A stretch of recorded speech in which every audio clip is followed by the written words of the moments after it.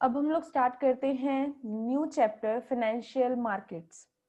अगर मैं सिर्फ और सिर्फ मीनिंग ये बात करूँ, इसको ट्रांसलेट करना हो तो ये क्या है? फाइनेंशियल मतलब मनी के साथ रिलेटेड, फंड्स के साथ रिलेटेड, और मार्केट जहाँ पे ट्रेडिंग होती है।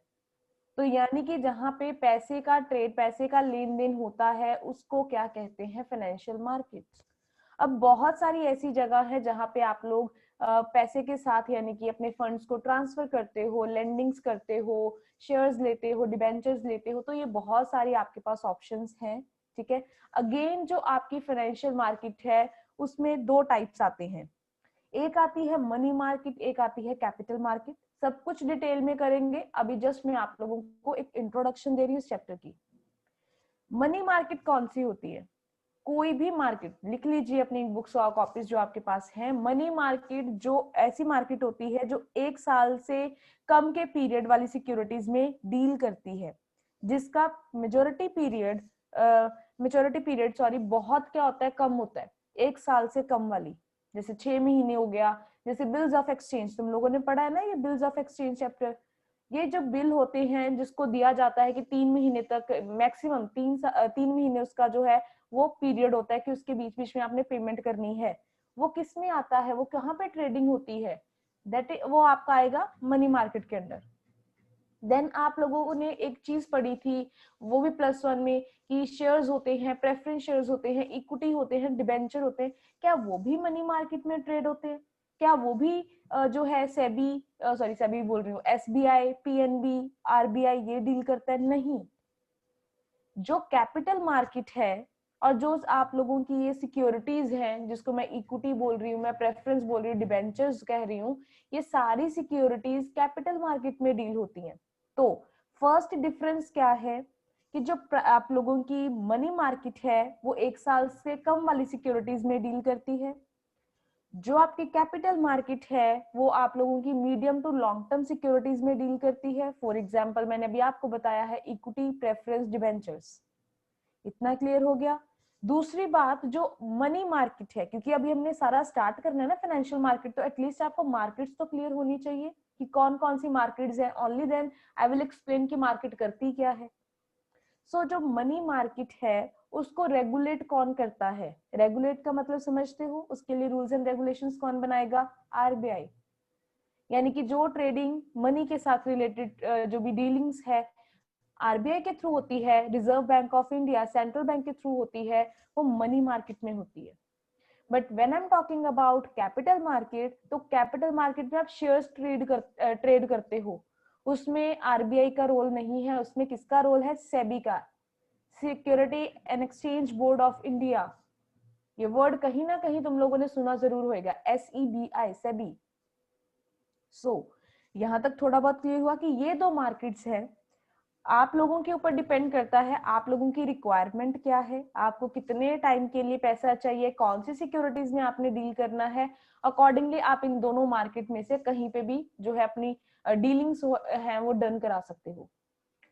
थोड़ा बहुत क्लियर हुआ होगा। अब हम स्टार्ट करते हैं विद मीनिंग। ठीक है, इन्होंने क्या लिखा हुआ है? फर्स्ट लिखा है financial market refers to the institutional arrangement for dealing in financial assets and credit instruments. Bills of exchange credit instrument है मेरा। उधारी दिया था ना मैंने आप लोगों को कि भाई अभी पैसा नहीं दे सकते हो, ये बिल ले लो, 3 महीने बाद पेमेंट कर देना। What is this? This is credit instrument. Next आपका फाइनेंशियल एसेट्स आती हैं, जो जो आप लोग पैसा इन्वेस्ट करते हो जो भी सिक्योरिटीज में। So the financial market act as the link between savers and borrowers. इसका आप लोग एक पर्टिकुलर डायग्राम भी बना सकते हो, लिंक बना सकते हो, एक जगह पे सेवर्स एंड नेक्स्ट बोरोवर्स, और बीच में बना सकते हो फाइनेंशियल मार्केट कि जितने लोग सेवर्स हैं। सेवर मतलब जैसे फॉर एग्जांपल मेरे पास एक्सेस मनी है, आगे लिखा हुआ है इन्होंने। कुछ लोगों के पास कहते हैं सरप्लस मनी होती है, ज्यादा पैसा होता है, उन्होंने करनी है इन्वेस्टमेंट। और कुछ लोग ऐसे होते हैं जिनको पैसा चाहिए, बोरोवर्स। तो फिर क्या किया जाता है? इन सेवर्स से पैसा लेके उन बोरोवर्स को पैसा दिया जाता है, और बीच में इंटरमीडियरी कौन बनता है? Financial market. क्योंकि जो ये ट्रेडिंग होती है वो किसके थ्रू होती है? फाइनेंशियल मार्केट्स के through. So the transfer of surplus money is undertaken through financial markets. The money is transferred from surplus unit. अब यहाँ पे आ गया, अंडरलाइन कर लीजिए और इसका डायग्राम बना सकते हो कि जो आप लोगों की मनी है, सरप्लस मनी है या सरप्लस यूनिट्स जो भी है, सेवर्स है, वहां से पैसा लेके डेफिसिट यूनिट्स यानी कि जहां पे पैसे की जरूरत है, जिन्होंने बोरो करना है, उनको दिया जाता है। यहाँ तक क्लियर हुआ? अब हम आगे पढ़ते हैं, क्या लिखा है।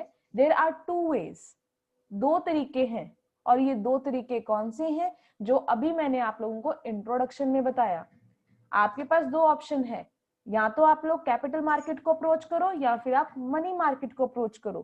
कैपिटल मार्केट को कब अप्रोच करोगे? अगर आप लोगों को लॉन्ग टर्म सिक्योरिटीज या मीडियम टर्म सिक्योरिटीज में डील करना है।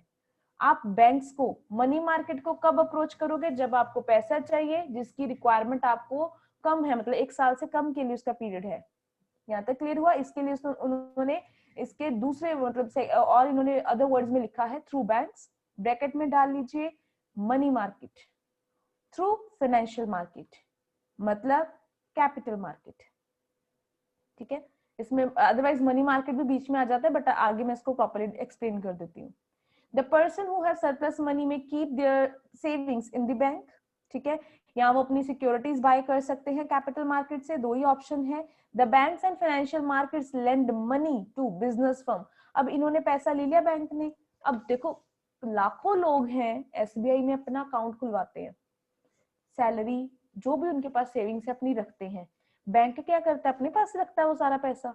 आप लोग क्या सोचते हो कि हम बैंक में जाते हैं पैसा डिपॉजिट करवाने के लिए और बैंक जो है वो सारा पैसा अपना एक कस्टडी में रख के बैठा हुआ है? नहीं, बैंक क्या करता है, इंटर्न वो पैसा आगे बिजनेस फर्म्स को लेंड कर देता है, या फिर वो कैपिटल मार्केट में आगे आपका पैसा लगा दिया जाता है। So financial market is financial market is a market for creation and exchange of financial asset, जहां पे आप लोग एसेट्स जो भी आपकी सिक्योरिटीज हैं वहां पे आप इनको एक्सचेंज करते हो, उसको कहते हैं फाइनेंशियल मार्केट।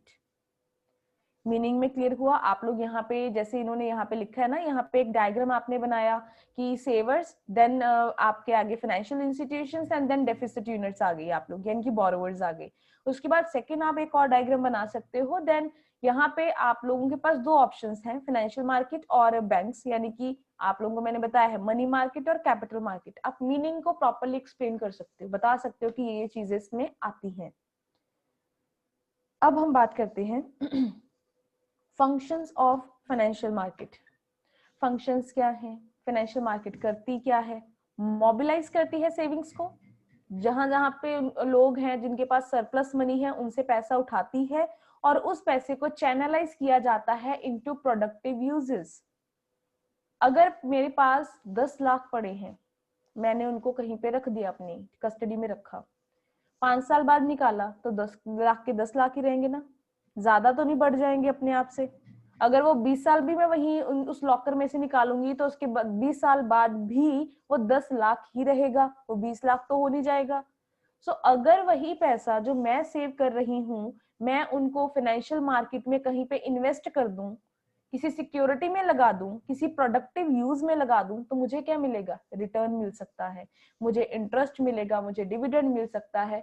सो कहते हैं इसलिए आपने करना क्या है, मोबिलाइज करना है सेविंग्स को, देन उसको चैनलाइज करना है, आपने इन्वेस्ट करना है उसको प्रोडक्टिव यूजेस में, ताकि आप लोगों को उसका बेनिफिट हो सके। The main function of financial market is to facilitate the transfer of savings from household savers to firm investors. ठीक है, यहां से ट्रांसफर करना है। इन्वेस्टर कौन होता है?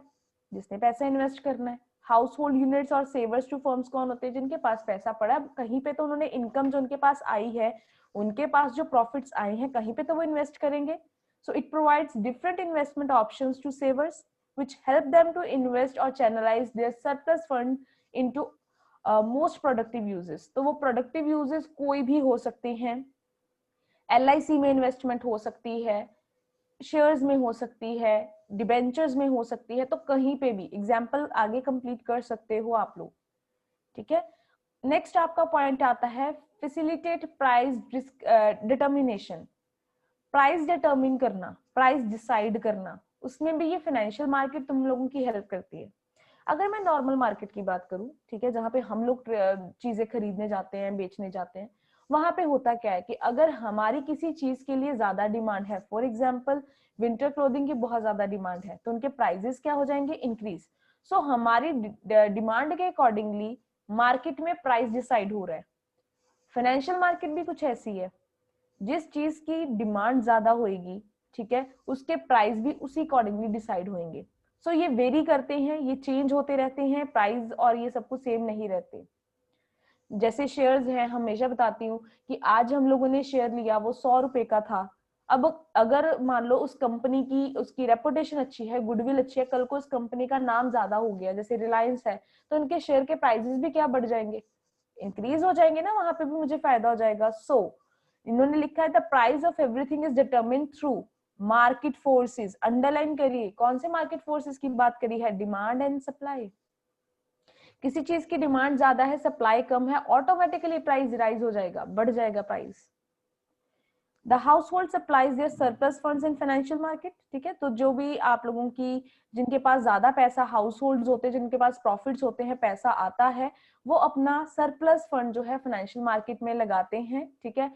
And business firms and make demand, तो वहां पे इसीलिए उनकी डिमांड थोड़ी ज्यादा हो जाती है फंड्स की, ठीक है, अपना पैसा उन्होंने दे दिया। And interaction between savers and business firm will help in determining the price of security in that financial market, क्योंकि इनमें इंटरेक्शन होती है बिजनेस फर्म में। देखो मैं सेव करना चाहती हूँ, मैं आपके शेयर्स में जैसे हम बोली लगाना बोलते हैं ना, स्पेकुलेशन कह देते हैं, बिडिंग कह देते हैं, हम बिडिंग करते हैं कि हम आपकी सिक्योरिटीज में पैसा लगाएंगे जब आपकी सिक्योरिटी के प्राइस 200 हो जाएंगे, 250 हो जाएंगे। सो हम बिड करते हैं, उसके अकॉर्डिंगली प्राइसेस फ्लक्चुएट करते हैं, देन हम ट्रेडिंग करते हैं। तो जितना समझ में आ रहा है उतना पढ़ लीजिए, यही वाली जो आप लोगों का प्राइस डिटर्मिनेशन है, क्योंकि इसको हम आगे और डिटेल में करेंगे जब हम ये डिसाइड करेंगे ना ये होता क्या है, कैपिटल मार्केट कैसे होती है, कैसे हम ट्रेड करते हैं, तो वहां पे आप लोगों को थोड़ा बहुत इसके बारे में और क्लैरिटी हो जाएगी। देन लास्ट पॉइंट इन्होंने, थर्ड पॉइंट सर लिखा हुआ है, provide liquidity to financial assets. क्या आप लोगों को लगता है कि अगर आपने कोई एसेट खरीदी है, इन द सेंस कि कोई सिक्योरिटी आप खरीद रहे हो, तो आप उसको कैश में कन्वर्ट नहीं करा पा रहे हो? लिक्विडिटी का मतलब क्या होता है, उसकी कन्वर्टेबिलिटी इनटू कैश, कि कितनी जल्दी आप उसको कैश में कन्वर्ट करा सकते हो। जैसे कैश एट बैंक है, वो लिक्विड है, मतलब जब निकाला वो कैश फॉर्म में है। उसके बाद अगर मैं बात करूं आप लोगों के यहाँ पे और कौन कौन सी इन्होंने एग्जांपल लिखी है, कि जैसे शेयर्स हैं, मैं उनको बेच सकती हूँ, डिबेंचर्स है, रिडीम करा सकती हूँ। सो इनमें लिक्विडिटी है ज्यादा। सो आपको फाइनेंशियल मार्केट का फायदा ये है कि आप इनमें अपना पैसा इन्वेस्ट कर सकते हो, और जब आपको इन फ्यूचर पैसे की जरूरत हो तो आप इनको रिडीम करा के रीपेमेंट ले सकते हो। अब लिखा है फाइनेंशियल मार्केट इजीली परचेज और सेल हो रही है मार्केट में, आप कभी भी परचेज कर सकते हो। जैसे फॉर एग्जांपल अभी रिलायंस के जैसे शेयर के प्राइसेस मान लो 1000 रुपया जा रहा है, आज मैंने शेयर के प्राइस 1000 पे खरीदे, शाम को मुझे पता चला कि उनके जो शेयर्स के प्राइसेस थे उनका प्राइस बढ़ के 1000 से 2000 हो गया, मैं इमीडिएटली शाम को फिर से बेच दूंगी शेयर्स उनके और 1000 रुपए का प्रॉफिट कमा लूंगी। तो इमीडिएटली भी आप लोग सेल परचेज कर सकते हो, डिफरेंस इन प्राइसेस में डील कर सकते हो अपना प्रॉफिट कमाने के लिए। सो इन्होंने नेक्स्ट लिखा है, it provide liquidity to financial asset as they can easily be converted into cash as and when required. तो इसकी अभी एग्जांपल मैंने बता दिया कि आपको जब लगता है ना प्राइस बढ़ गए हैं तो आप उनको बेच दो। जैसे गोल्ड है हमारे घर में, आप उसको ज्यादा रिलेट कर पाओगे। हम लोग जैसे पहले गोल्ड था उसका 30,000 रेट था, आज की डेट पे 50-60 जा रहा है। अगर आज मैं बेचूंगी तो मुझे कितने हजारों का प्रॉफिट हो जाएगा ना, तब 30 था अब 50 है, 20,000 का प्रॉफिट। आज ही मैंने मान लो खरीद लिया और फिर मुझे पता चला भी अब फिर जो है रेट गोल्ड का बढ़ गया, अब 70 हो गया है, फिर बेच दूंगी। तो आप इस तरीके से खरीद बेच सकते हो, डिफरेंस इन प्राइसेस में डील कर सकते हो, अपना प्रॉफिट कमा सकते हो। सो नेक्स्ट लिखा है, the holder of financial asset can easily sell them through the mechanism of financial market. अब मैकेनिज्म क्या है, क्या कैसे, कौन सी मशीनरी की बात कर रहे हैं, कौन सी ये मार्केट की बात करें, कैसे सेल करना है, वो हम आगे प्रोसीजर करेंगे प्रॉपर कैपिटल मार्केट का। नेक्स्ट लिखा है, reduce the cost of transaction. अब कॉस्ट ऑफ ट्रांजैक्शन कौन से खर्चे को बचाने की ये बात कर रहे हैं। Financial market provide full information about the security being traded to the buyers and seller. कि पूरी इंफॉर्मेशन है, कितना प्राइस चल रहा है, क्योंकि मैं आपको हमेशा बताती हूँ कि अगर आप न्यूज चैनल देखो तो न्यूज चैनल के बिल्कुल बॉटम में एक रेलिंग चलती है, वहां पे लिखा होता है, ए से स्टार्ट होती है अल्फाबेटिकल ऑर्डर में, जैसे किसी कंपनी का नाम जैसे ए से है, जो भी कौन सी कंपनीज हैं ए से, देन उसके बाद B C D and so on. तो हर कंपनी के प्राइजेस वहां पे लिखे होते हैं, बताया होता है, एरो भी सामने लिखा होता है। ग्रीन इंडिकेशन शो करता है कि उनके प्राइजेस बढ़े हैं, रेड इंडिकेशन शो करता है कि प्राइजेस कम हुए हैं। तो आप लोगों को सारी इंफॉर्मेशन वहां पे मिल रही है, आपको किसी से पूछने की जरूरत ही नहीं है, किसी को ऑप्ट करने की, जैसे ब्रोकर से उसको कमीशन देके पूछने की जरूरत ही नहीं है ये भी प्राइस कितना चल रहा है।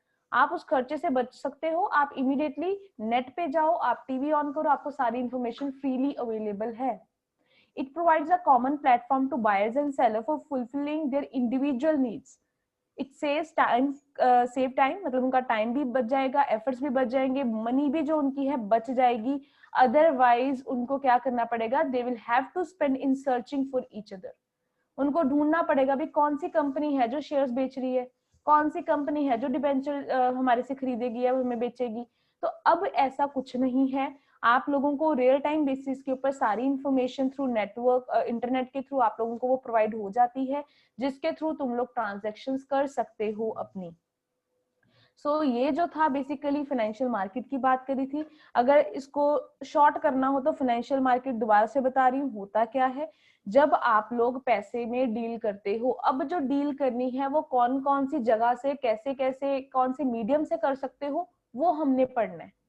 हमने ये नहीं पढ़ना आप किस में डील कर सकते हो, ठीक है। जो आप लोगों ने, क्योंकि जैसे अगर आप नीचे देखो कि हम लोग यहाँ पे कैपिटल मार्केट की बात करेंगे, इक्विटी प्रेफरेंस शेयर्स की बात करेंगे, वो +1 में पढ़ चुके हो। अब उनमें डील करने के तरीके क्या हैं, कौन सा ब्रोकर ढूंढेंगे, अंडरराइटर क्या होता है, कैसे हम डील करेंगे इनके साथ, वो डिटेल्ड चीजें हम यहाँ पे पढ़ने वाले हैं।